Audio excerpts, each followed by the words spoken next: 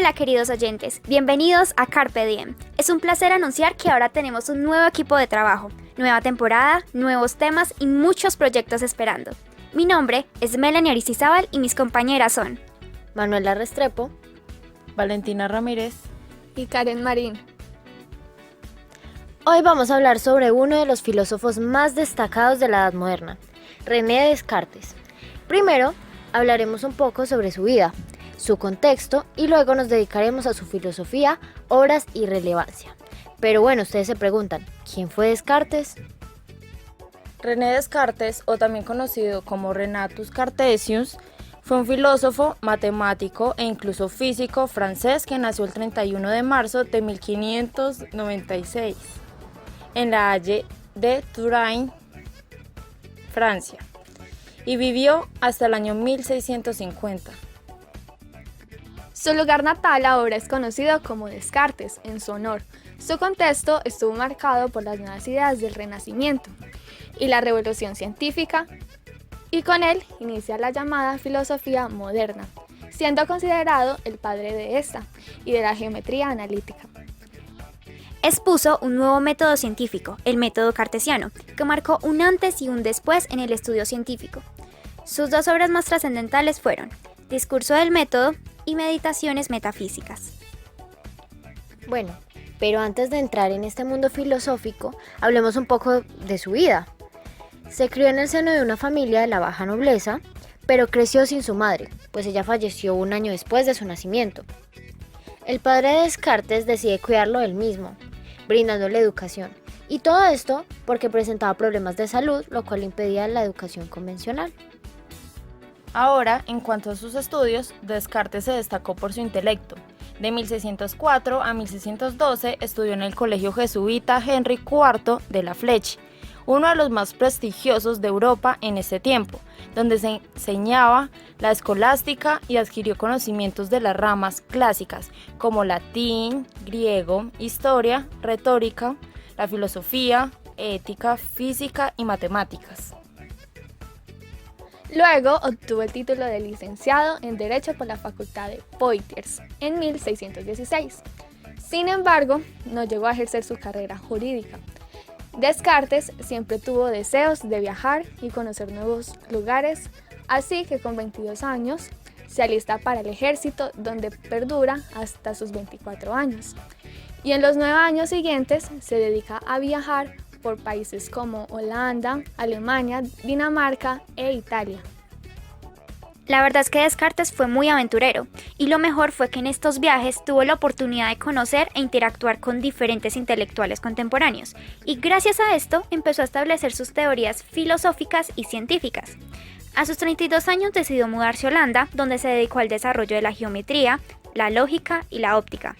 Allí escribió una de sus obras más brillantes, Discurso del método, publicado en 1637.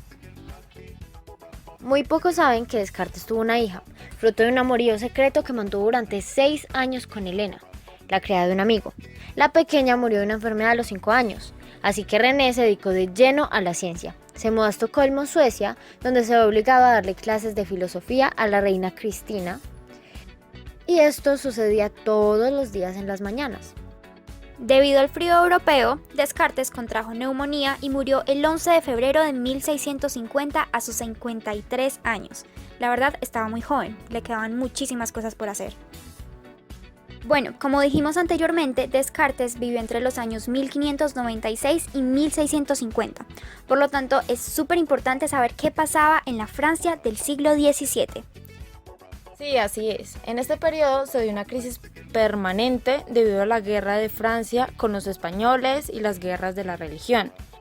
La población es diezmada debido a estas guerras, la peste y el hambre. En lo más alto de la jerarquía social se encuentra el rey, el cual posee un poder absoluto, y los campesinos, siendo la mayor parte de la población, son los más pobres. Bueno, y después del reinado de Enrique IV, entre 1594 y 1610, Margarita de Medicis asume el poder, debilitándolo al incluir a las familias de origen italiano en puestos importantes. En 1617, su hijo Luis XIII asume el poder, y destituye a todos los nobles de origen italiano. En cuanto a las letras, este siglo es llamado el siglo de oro de la literatura francesa. En este ámbito aparecen 3 personajes importantes, quienes son Malherbe, Guy de Vanza y René Descartes. Además, surge una nueva visión del mundo, la filosofía moderna. Si la filosofía antigua había tomado a Dios como referencia, la filosofía moderna tomaba la subjetividad, en otras palabras, cómo percibimos el mundo.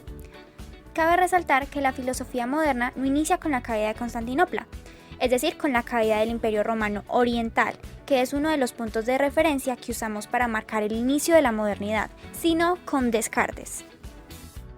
En esta filosofía se cambia el punto de partida, siendo en este caso cómo conocemos el mundo. Descartes propuso un nuevo método filosófico, el método de la duda, siendo de carácter racionalista. Esto influyó más adelante en uno de los movimientos más importantes del siglo XVIII, la Ilustración, y de la misma forma en la llamada Revolución Francesa. Bueno, como podemos ver, Descartes marcó un antes y un después en la historia de Francia y en la de la filosofía. Ahora ya entraremos a hablar sobre su filosofía. La duda metódica es el punto de partida del pensamiento y consiste en criticar las creencias adquiridas, considerando como falso el principio, todo aquello en lo que pueda darse la mínima posibilidad del error. Para Descartes, es el medio para encontrar la verdad universal. Aquí entra la frase latina cogito ergo sum, que en español se traduce frecuentemente como pienso, luego existo, siendo más precisa la traducción literal del latín, la cual es pienso, por lo tanto soy. Es un planteamiento filosófico de René Descartes, la cual dice que tengo que dudar de todo, incluso de la existencia del mundo, porque podría vivir engañado. Pero si yo dudo de todo, si mi pensamiento es ante todo duda, entonces hay alguien que duda, y ese alguien soy yo. Esto quiere decir que por lo menos tengo una certeza. Yo existo, porque si no existiera, no podría dudar. Haciendo uso de este método, escribió infinidad de obras. Sin embargo, esta vez hablaremos de las 2 más destacadas, El discurso del método y Meditaciones metafísicas. El discurso del método es una obra escrita por René Descartes y publicada en 1637. En esta, Descartes trata de dirigir bien la razón y buscar la verdad en las ciencias, dando inicio a la filosofía moderna. Y este libro se encuentra dividido en 6 partes. En la primera parte del libro del discurso, Descartes trata el problema de la ciencia de la época y manifiesta su rechazo a la enseñanza tradicional, la escolástica, y de esta manera solo salva a las matemáticas, pues las demás ciencias carecían de la efectividad del método matemático para llegar a conclusiones verdaderas. En la segunda parte, propone el método matemático como fundamento de todas las demás ciencias, un mismo método para todas las ciencias. El método de Descartes será la duda, que utilizará para llegar a verdades claras y distintas. Esta duda será universal, metódica, teórica e hiperbólica. Bueno, en la tercera parte, Descartes trata de establecer unas normas de actuación, con el fin de no dejar el campo de la moral sin nada para decir, mientras no encuentra un fundamento de la misma. En la cuarta parte, Descartes encuentra la primera verdad indudable, el cogito, el cual pone en duda la realidad, los sentidos, las matemáticas y todo lo relacionado con el tema de la verdad. Es posible que exista un Dios que nos engañe, que nos confunda y que nos haga tomar por verdadero lo que en realidad no lo es. De hecho, ni siquiera podemos distinguir la vigilia del sueño, pero de lo que no se puede dudar es de la existencia de un ser que duda, es decir, de un sujeto pensante. Cuando dudo, pienso, luego existo, concluye el filósofo, y de esta forma da con el punto de partida y fundamento del conocimiento, la sustancia pensante o res cogitans. El yo pienso constituye una idea clara y distinta y la primera verdad evidente de la historia del pensamiento universal. Si hay algo imperfecto, tiene que existir algo perfecto, y este algo perfecto no puede ser nada más que Dios. De esta forma queda demostrada para el filósofo la realidad del mundo, demostrando la hipótesis del genio maligno. Un Dios perfecto no puede engañarnos y además tiene que existir, igual que el mundo exterior, y la información proporcionada por los sentidos. Es el Deus ex machina de Descartes, que se saca de la manga para negar la existencia del genio maligno y la existencia de Dios. Esta parte la dedica Descartes a aplicar el método matemático a las ciencias naturales, a la física, ya que todo el universo está regido por las leyes matemáticas, concibiendo como una gran máquina igual que el cuerpo de los seres vivos. Bueno, a continuación las 4 reglas del método. Como primera está la evidencia, la cual consiste en no admitir como verdadero lo que no se ha comprobado. Se debe tener prevención y claridad. Como segundo está el análisis, la cual consiste en dividir cada una de las dificultades y examinarlas las veces que sean necesarias. Como tercera regla se encuentra la síntesis, que es conducir ordenadamente los pensamientos, empezando por los más simples y más fáciles de conocer, para ir ascendiendo gradualmente hasta lo más complejo. Y la última y cuarta regla es la enumeración o revisión, que es simplemente hacer un recuento hasta estar seguro de no omitir nada. Bueno, hemos llegado a las meditaciones metafísicas. Esta obra, escrita por Descartes y publicada en 1641, ha sido catalogada como una de las obras más importantes y relevantes que ha escrito este filósofo. En esta obra se hablan sobre cuestiones como el alma humana, la existencia de Dios, la verdad y falsedad y la obtención de verdades claras y distintas por medio del método de la duda. En las meditaciones se habla desde la perspectiva singular del individuo. El objetivo de las meditaciones es brindar métodos y herramientas para llegar a una verdad clara y distinta. Esto es muy importante. Llegar a un conocimiento que no pueda ser falso bajo ninguna circunstancia, y para esto se debe tener conciencia sobre el error, es decir, debo dudar de cualquier conocimiento que no sea seguro del todo. La mínima posibilidad de que una fuente de información sea dudosa, esta ya se considera falsa. A lo largo de este texto se tratan 6 meditaciones. La primera, de las cosas que pueden poner en duda. Aquí Descartes dice que debemos dudar de todo, para así construir su ciencia sobre bases o conocimientos seguros. Se puede dudar de lo que sentimos, la realidad e incluso de las matemáticas. Esto indica que no podemos fiarnos de la fuente que nos ha engañado antes, y esto debe ser aplicable a todo. La segunda meditación, llamada de la naturaleza del espíritu humano y que es más fácil conocer que el cuerpo. Se habla sobre lo importante que es separar los sueños de la vigilia. Recordemos que la vigilia se define como el estado de una persona que está despierto en horario de sueño. Así que debe ser fundamental separar con total certeza estos dos estados, pues de otro modo podríamos autoengañarnos. Como un dato interesante, tenemos que las personas de la época se encontraban prevenidas en cuanto a este tema, debido a una obra bastante relevante de la época, La vida es sueño, de Calderón de la Barca. Por otro lado, Descartes concluye la única verdad clara y distinta satisfactoria, y esta es que piensa, pues al buscar dudar de esto ya es un pensamiento, por lo tanto, él existe. Cogito ergo sum, pienso, luego existo. Sin embargo, se enfrenta a que no puede demostrar que las demás personas o seres existen. A esto se le conoce como solipsismo. Tercera, de Dios que existe. Como otro recurso de conocimiento tiene las matemáticas. Sin embargo, continúa con su método, por lo cual pone en duda los conocimientos matemáticos planteando un genio maligno, el cual se encarga de hacernos creer una certeza, algo que en realidad es falso. Y gracias a estas reflexiones llega a una conclusión, una verdad clara y distinta. Él piensa, y si piensa, es una cosa que existe, pero necesita probar la existencia de cosas o personas ajenas a sí mismo. Esto genera la necesidad de demostrar la existencia de Dios, y para esto genera 2 argumentos que respaldan la existencia de Dios. El primer argumento habla de la perfección. Descartes está seguro de su existencia.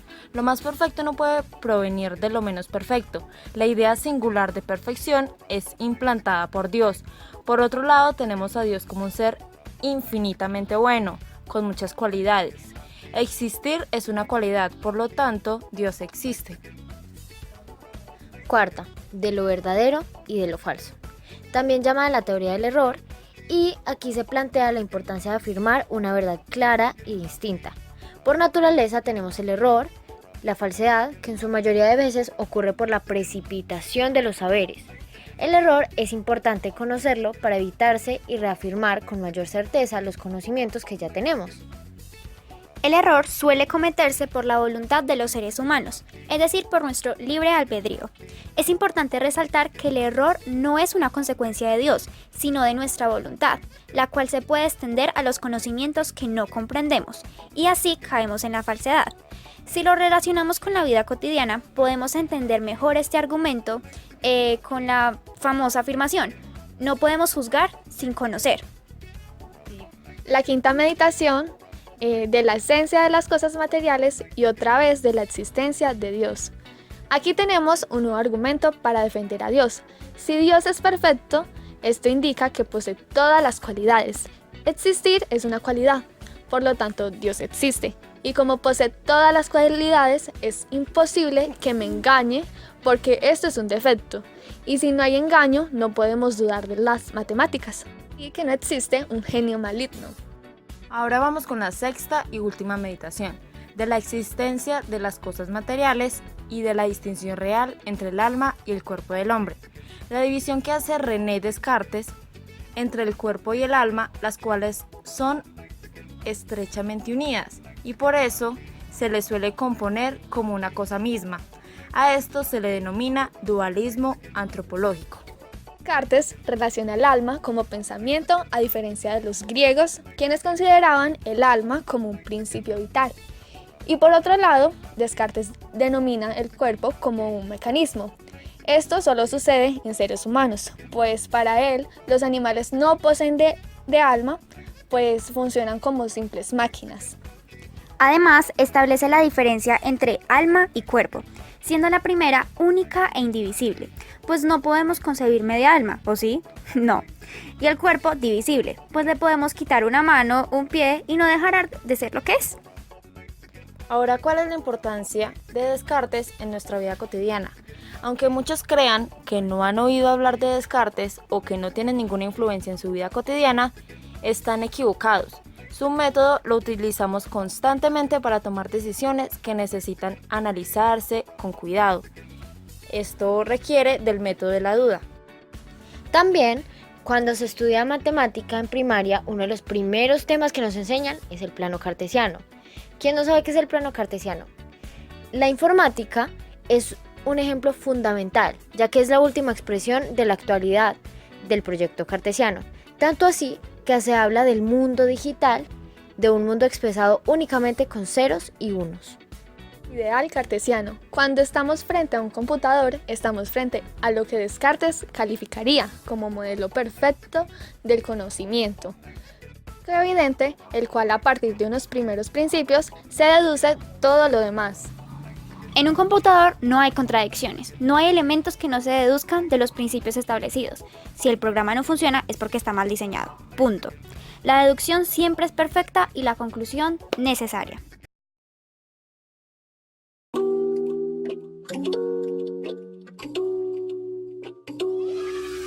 Bueno, hemos llegado al final de este podcast sobre Descartes. Esperamos que le des me gusta al video y lo compartas con tus amigos. Además, síguenos en nuestra cuenta de Instagram, la cual estará en la descripción del video. Muchas gracias por escucharnos.